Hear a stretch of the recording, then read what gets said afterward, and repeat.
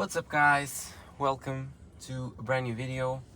I apologize for the absence of YouTube. I've been dealing with some personal matters and I've been working to make this channel better for you guys. So I hope you are liking the content. Damn, bro. And yeah, you might notice something strange. Like, the car's not making any noise. What the fuck? Like, what is this? So, this is an electric vehicle. I'm currently driving a Nissan Leaf. It's a loaner. Someone borrowed it to me while they're on vacation, so that way I don't have to spend money on fuel.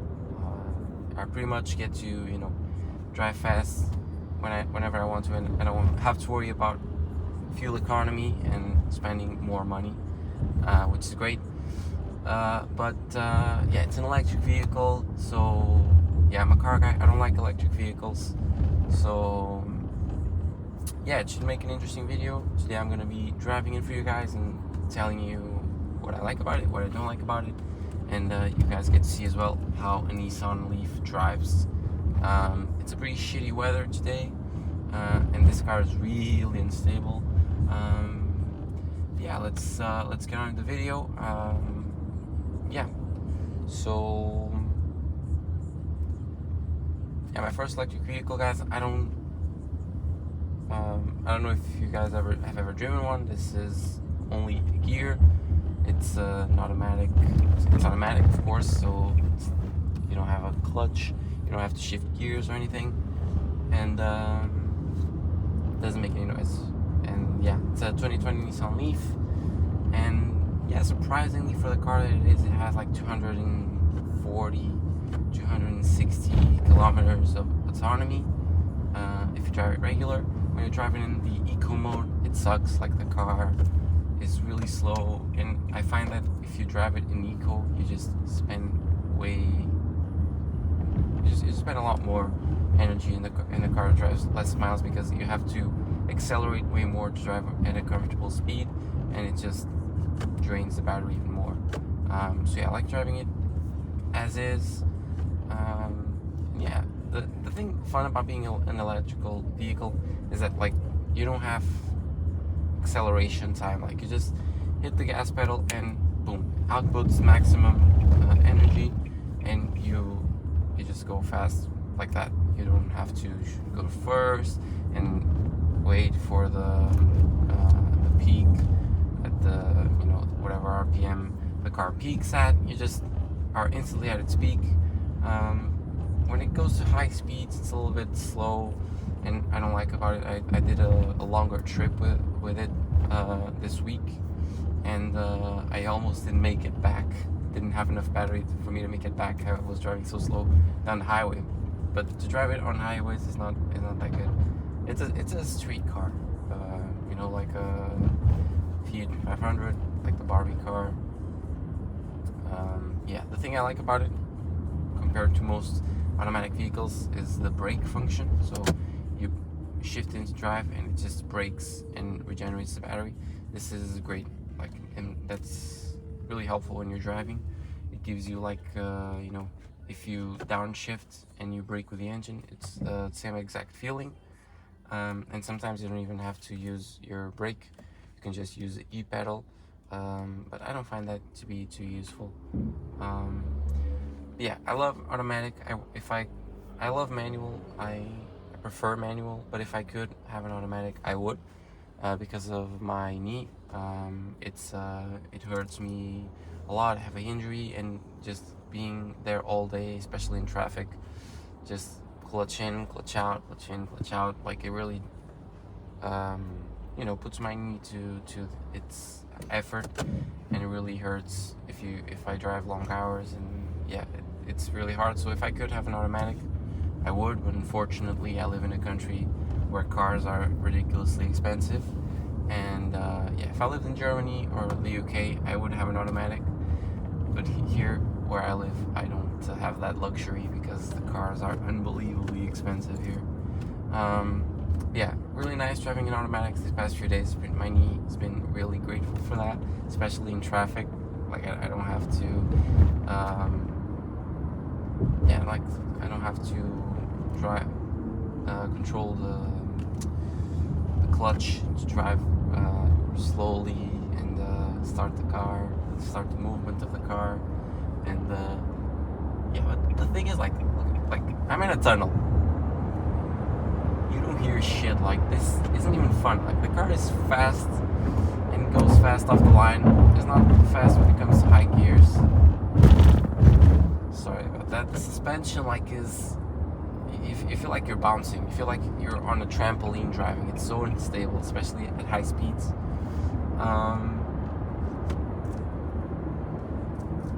Like, it's fast, and you feel... Oh, what the fuck? And you feel it's fast, but it takes the joy out of it, because you don't hear an engine. You don't hear the roaring of the engine. And I drive a fucking diesel. Like, the engine sounds like shit, honestly. But still, it's nice to hear the engine. It gives you that thrill of driving. And now this is going to tell me that there's a radar coming. 200 metros, câmara de velocidade. Yeah. It has this new, like, tech features. Like this. Tech features, like, this is not that advanced, to be honest. But compared to my car doesn't have anything on it. Just a bare minimum essential. One thing that I really like, though, is the Bluetooth ability that my car doesn't have. So I can listen to music and make phone calls, and I don't have to have the phone plugged in with a wire. And whenever I make phone calls, the people can't hear me because I don't have a proper microphone. Oh shit! This is a radar, and I hit the gas pedal instead of the brake. And here it's really nice to have Bluetooth. I definitely want to have that on my car whenever I have the money to spare. That's one of the things that I'm going to do to it. But as you can see, I don't know if you can hear, but like driving on a freeway, it's really loud and unstable. You feel like if you make one small wrong, I'm talking so loud, if you make one small wrong movement, the car is just gonna go off, lose traction, and you're gonna crash. It's so scary driving this at high speeds, and I'm not even driving that fast. In my Scirocco, like, I can go 180, I can go 200, I can go really fast, and the car is stable, it sticks to the ground, it's slow to the ground, suspension is stiffer.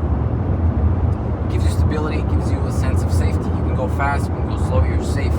You know that the car is not going to crash.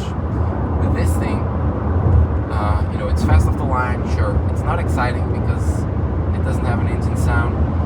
It doesn't go very high speeds. Like, I'm full pedal now, and it really struggles to increment the speed. It's fast at low speeds. It's so unstable. I'm just bouncing around here. Like, if I touch the steering, I go, oh shit. Like, you just feel it bouncing around. It's extremely unstable, and it's really loud. The sound, the panels, I don't know how they're called, but the sound panels here don't really dampen the sound, and you really hear everything. My windows are closed, I don't have any music on, and it's really loud. I hear the wind, I hear the car going at a high speed. I don't hear an engine though. We all want it to be the other way around. We want to hear the engine and not much else. We don't want to feel the speed, feel the wind, feel the instability. It's pretty much it. It's a city car. It's good to drive in the city, in the traffic. It's good not to have to worry about spending money on fuel. You can go fast. You can, on lower speeds, not on the freeway. One thing that really annoys me as well is this regenerative feature that it regenerates the battery. Still in drive mode, like I'm in drive. If I let go of the gas pedal, you see it starts regenerating, and it immediately starts braking. And I have no way to control this on this car. I've been on an i4 the other day, and you could control it, but here you cannot control this. Especially so if you're at a high speed and you let go, and this really made my trip really difficult. If you let go of the gas pedal, the car immediately starts braking by itself. You don't have that control. You kind of, I found this out this week. You kind of like, if you click on the accelerator just a little bit to a point where it's not regenerating, but it's not still accelerating, you can counter that. Or if you're driving neutral, which is something that's kind of, I don't like driving neutral, but it's kind of different from the combustion engine, where if you drive in neutral, the car automatically like drinks up more fuel because the engine needs to keep up with the wheel spinning. Here, if you put it in neutral, it doesn't consume a thing, and it's great for economic purposes, which I found that out later on my trip and it turned out quite useful. That way, the engine doesn't, the car doesn't automatically brake, it doesn't regenerate as well, but you don't lose speed at high speed scenarios like on a freeway. Yeah, guys, I was kind of in a hurry. So yeah, this was my take. So electric vehicles, not for me still. I'm a car guy. I like to hear the engine. I like a good exhaust. I like to shift gears, but that's not the point. I also like to drive automatic, and it's really better for me personally. But if I had a good knee, all the way I would prefer manual. And I still do prefer manual. Yeah, not hearing an engine. It's great to save money, yes, but the car is really expensive, so I don't really think that you save a lot of money in the car lifetime. You could just buy a cheaper car, and as for consumptions, like as for pollution, I think this is the fabrication of the car itself pollutes way more than a combustion engine car. So I don't really see the point in driving electrical, other than some money saved, because you can buy the car for cheaper, because the government allows you gives you a discount on tax if you buy it, and then charging the car is cheaper, so you don't have to worry about fuel economy and spending a lot of money on fuel. Still, I'm a car guy, so combustion engine all the way. So yeah, guys, hopefully you've enjoyed this short video. Thank you so much for watching, and I'll see you in the next one. Bye.